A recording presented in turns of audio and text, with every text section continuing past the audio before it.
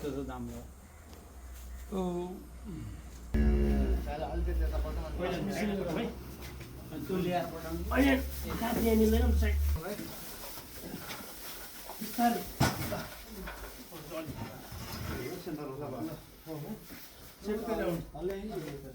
त्यहाँ हेर्नु त त्यहाँ बस्यो नि कार्पेट बाहिर बस्यो बाहिरपट्टि पऱ्यो नि हो अलिकति उठाउनु अलिकति उठाउनु ए कार्पेटमा पानी सक्ने हो त्यही त नि उठ्नु सक्दैन किनभन्दा यसो गोडा पनि अलिक सुनिरहेको पनि भएको चोट लाग्यो हजुर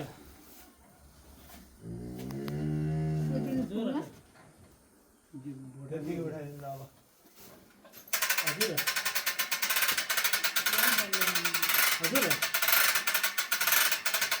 हजुर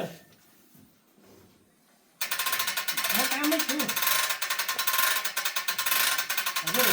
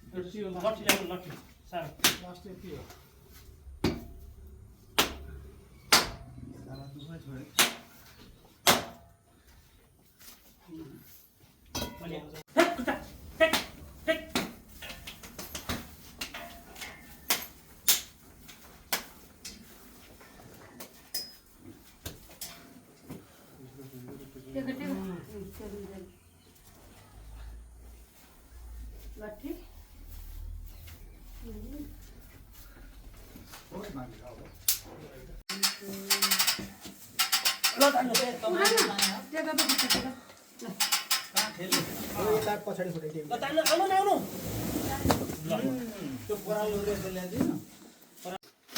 हामी चाहिँ अहिले रत्ननगर 15 उपेन्द्र पोखरेलको गोठमा छौँ। यो गाई चाहिँ बिहाको 12 दिन भयो।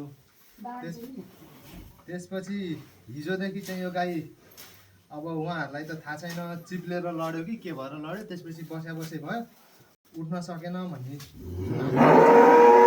नगरपालिका पशुपन्छी शाखामा चाहिँ हामीलाई खबर गर्नु भइसकेपछि हामी आएर हेर्दा यो गाईको चाहिँ अब लामो समयसम्म खासमा अब 72 घन्टाभित्र चाहिँ मिल्क फिभर एउटा रोग देखिन्छ, क्याल्सियमको कमीले।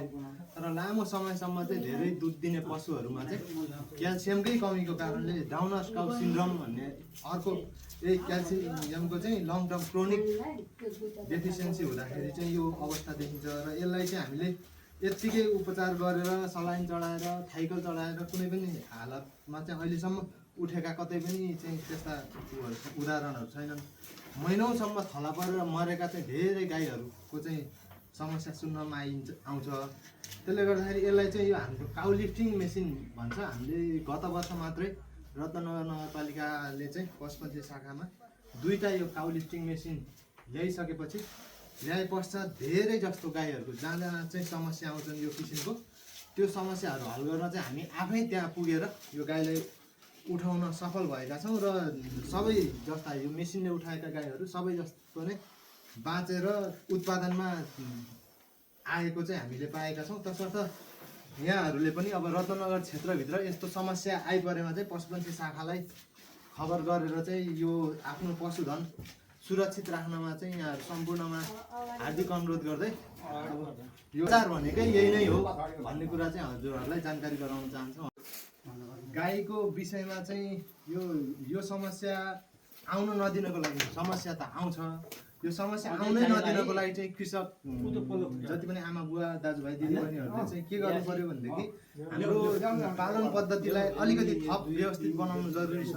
त्यसको लागि चाहिँ हामी धेरै दुध दिने गाईहरू चाहिँ अहिले भित्र आइएको अवस्था छ। नेपालमा नै नभएका जर्सी होलिस्टेन लगायतका धेरै दुध उत्पादनको लागि पालिने गाईहरू पाल्दै आएका छौँ। तर हाम्रो पालन पद्धति चाहिँ हिजो जस्तै हामीले लोकल गाईहरू जसरी पालेका थियौँ परालको भरमा र दाना चोकर 2 कचौरा चाहिँ चोकर दिएको भरमा चाहिँ जसरी गाईहरू पालिरहेका छौँ त्यतिले मात्रै पुग्दैन। उत्पादनको आधारमा चाहिँ आहाराको व्यवस्थापन गर्नु जरुरी छ। त्यो उत्पादनको आधारमा आहारा कसरी व्यवस्थापन गर्ने त भन्दै गर्दाखेरि यो जुन जर्सी होलिस्टेन गाईहरू छन् नर्मल्ली आफ्नो जीवन धान्नकै लागि पनि 2 किलो चाहिँ सन्तुलित आहारको आवश्यकता पर्दछ। तर हामीले 10औं लिटर दुध दिनेलाई पनि त्यही 2 किलो दानामा चाहिँ आधारित बनेर चाहिँ पशुपालन गर्दै गर्दाखेरि चाहिँ यो समस्या आउने हो। तसर्थ दुधबाट दैनिक रूपमा हामीले चाहिँ क्याल्सियम दुध दुँदै गर्दाखेरि क्याल्सियम दुधमा हुने क्याल्सियमको कमीले गर्दाखेरि क्याल्सियम दिनदिनै चाहिँ गाईले दिइरहेको हुन्छ दुधको माध्यमबाट। तसर्थ अब यसको हड्डीहरूमा भएका क्याल्सियमहरू चाहिँ सोसिएर दुधमा आउँदै गर्दाखेरि हड्डीहरू कमजोर हुने समस्या हुन्छ।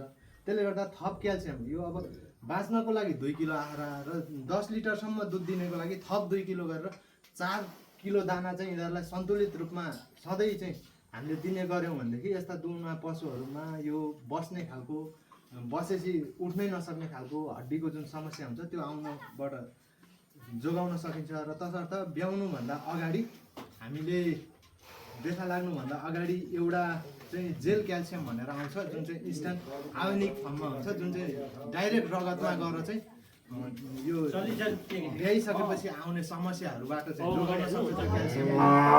अर्को भनेको चाहिँ नियमित रूपमा हामीले क्याल्सियम थेरापी दिन सकिन्छ।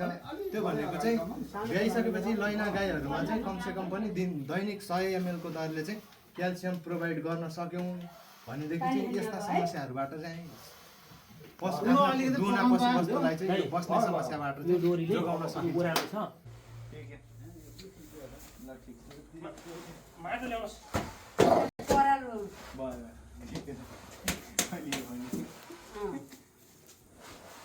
एक्ज्याक्ट पोजिसन ठिक छ।